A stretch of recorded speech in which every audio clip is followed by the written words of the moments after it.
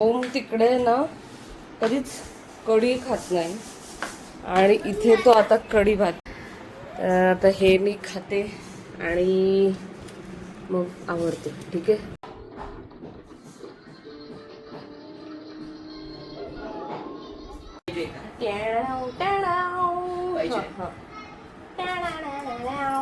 मग तू राहशील ना संध्या आजीकडे? आम्ही उद्या जाऊ ना. हा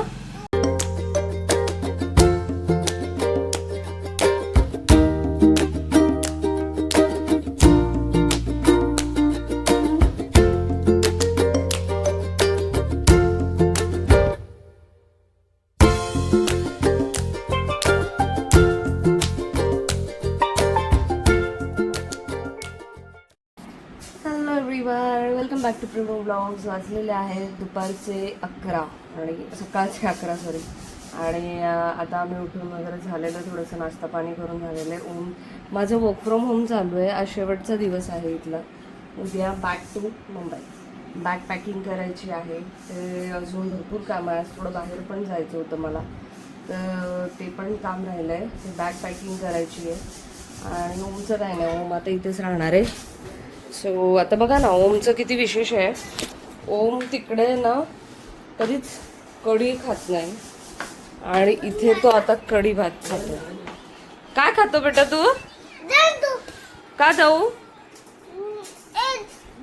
बो जाते तो आहे ना कधीच इथे घरी म्हणजे कधीच कढी भात खात नाही, पण तो इथे आल्यावरती म्हणजे खातोय. जरा कढी हवी असते त्याला. माहीत नाही काय त्याचं लॉजिक आहे, पण खातोय जरासं. ओके. आता आवडते मी जरा, कारण बॅग पॅकिंग करणं हा खूप मोठा टास्क राहणार आहे माझ्यासाठी. तिकडेही घरी कोणी नाही राहणार. 31 तारखेला मी गेलेली नाही, तर तिथेही कोणी नाही राहणार आहे. मी जाताना एकटीच आहे. त्याच्यामुळे थोडं सामान वगैरेचा विचार करावा लागेल. म्हणजे घ्यायला गेला वगैरे पण कोणी राहणार नाही आहे तिथे, तर म्हणून मला तसं थोडं विचार करावा लागेल. ओके चलो सो लेट्स पॅकअप. हे बघा, हे तुम्ही काल बघितलं असेल. हे काल बनवलेले होते आणि काल पण मी खाल्ले होते. तर आज पण ब्रेकफास्ट करता हे आलेलं आहे माझ्याकडे. आता हे मी खाते आणि मग आवडते. ठीक आहे. तोपर्यंत आपण थोडंसं TV वगैरे लावूया. ऑफिसचं काम पण थोडंसं पेंडिंग आहे. ब्रेकफास्ट करते तोपर्यंत लावते, बाकी मग बघूया. तर आपली पिझ्झा करण्याची तयारी चालली आहे. पिझ्झा बेस होता, तर त्याच्यामध्ये टोमॅटो सॉस आपल्याकडे होता, काही चिली सॉसेस होते. तर आज घरी करून बघते आहे. पप्पांना काही सामान आणायला सांगितलेला होता, तर तो आपण करूया. आज पिझ्झा कसा होतोय ते बघूया. ओके. हा पहिल्यांदाच पिझ्झा करते घरी, तर बघूया आता कशी टेस्ट लागते.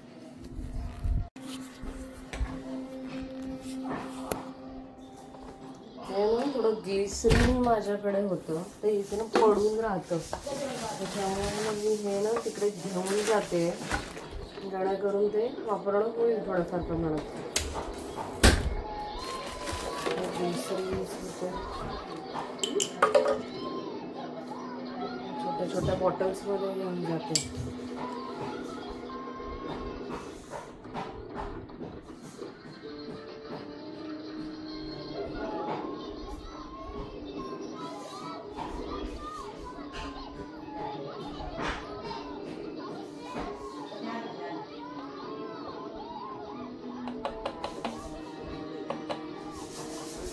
थोडी बॅग पॅकिंग करायला असं सुरू केलं ना, तर मगच ते होतं शेवटपर्यंत. नाही तर काही होत नाही.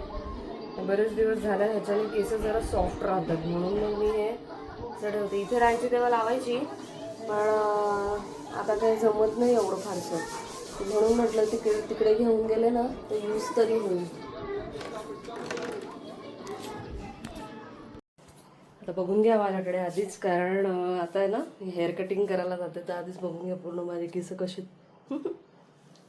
आणि पूर्ण प्रोटेक्शन्स आहेत, कारण बाहेर ऊन भरपूर आहे. सनकोट, स्टोल, गॉगल्स सगळं लावून जाते, कारण बाहेर ऊन भरपूर आहे. आणि थोड्या वेळात लगेचच मी येते. चलो द्या. आता ना आम्ही नुकतंच बाहेरून आलेलो होतो आणि त्याची एक वेगळी स्टोरी झाली, पण ते मी नंतर बोलते. पण आता आहे ना आम्ही पिझ्झा बनवतोय. बघा जरा पिझ्झा आता कसा बनवतो पहिल्यांदाच बनवते मी, पण मला पण काय माहित नाही, काही जास्त आयडिया नाही आहे. हे बघा, मी ह्या पिझ्झा बेस आणला होता, त्याच्यावरती मी सॉस वगैरे टाकून झालेले आहे. ह्यामध्ये गडबड करतोय. टमाटो टाकते, टमाटो. ठीक आहे. मी आता करते, ठेवते आणि मग बोलते. हो हो हो, दाखव. वालद निकीने केला ना. हा ठीक आहे, चालेल.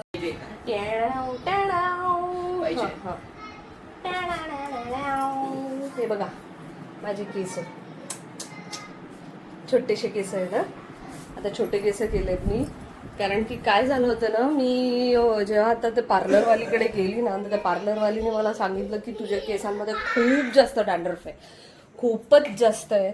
म्हणजे अगदी खतपाणी घालतात नाही का, ते मीठ वगैरे टाकलेलं असतं, अशा प्रकारचं ते असं खूप डॅन्ड्रफ झालेलं आहे म्हटली ती. त्याच्यामुळे तुला 2-3 दिवसांनी वॉश करत राहावे लागतात. आपल्याला काही वेळ नाही मिळत फारसा एवढा केअर करायला, स्किन केअर आणि एवढं हेअर केअर रुटीन वगैरे फॉलो करायला. पण आता करावं लागेल, कारण ते ना स्कॅल्प जो आहे ना तो खूपच खराब झालेला आहे आणि वॉल्यूम वगैरे ना तो सगळं डॅमेज होईल म्हटली ती. तर असं, आणि मी केस कापून घेतले आणि ते केस कापायला गेलो आम्ही दुपारी. इतकं कडक ऊन आणि तिथे बसल्याबरोबर तिथे असं म्हणजे आभाळ आलं आणि पाऊस येऊ लागला. तिथेही लेट होऊन गेला आम्हाला.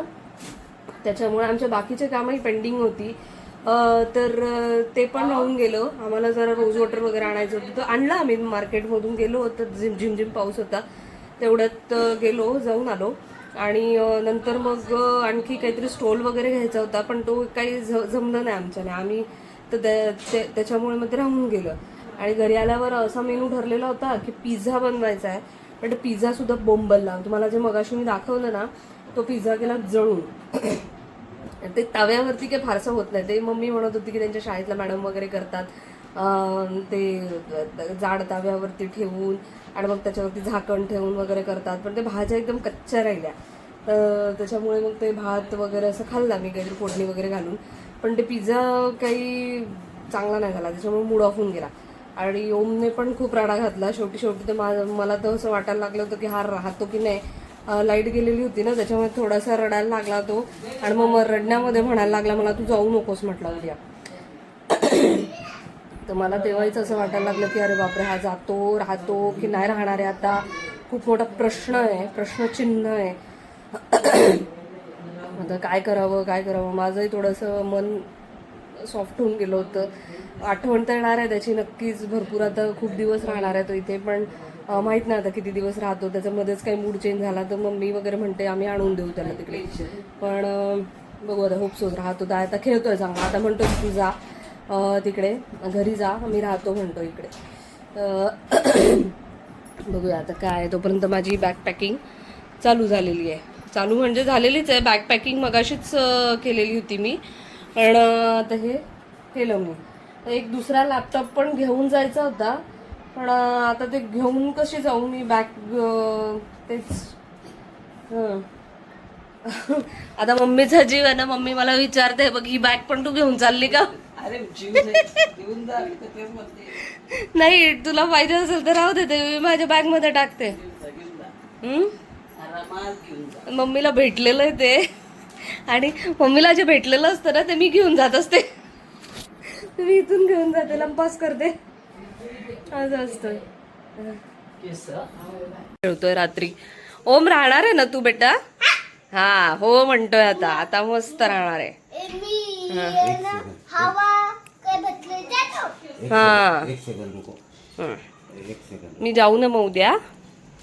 हा, मग तू राहशील ना संध्या आजीकडे? मी उद्या जाऊ ना. हो ना, मग मी उद्या जाते ना. मी आता अंधार झाला, आता थांबते, उद्या जाते. हा,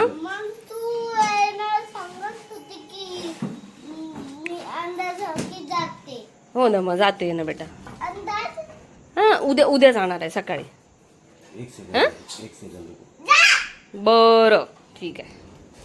तर असं आहे त्याचा. पटकन जा म्हणतोय तुम्हाला आता. ठीक आहे, तर आता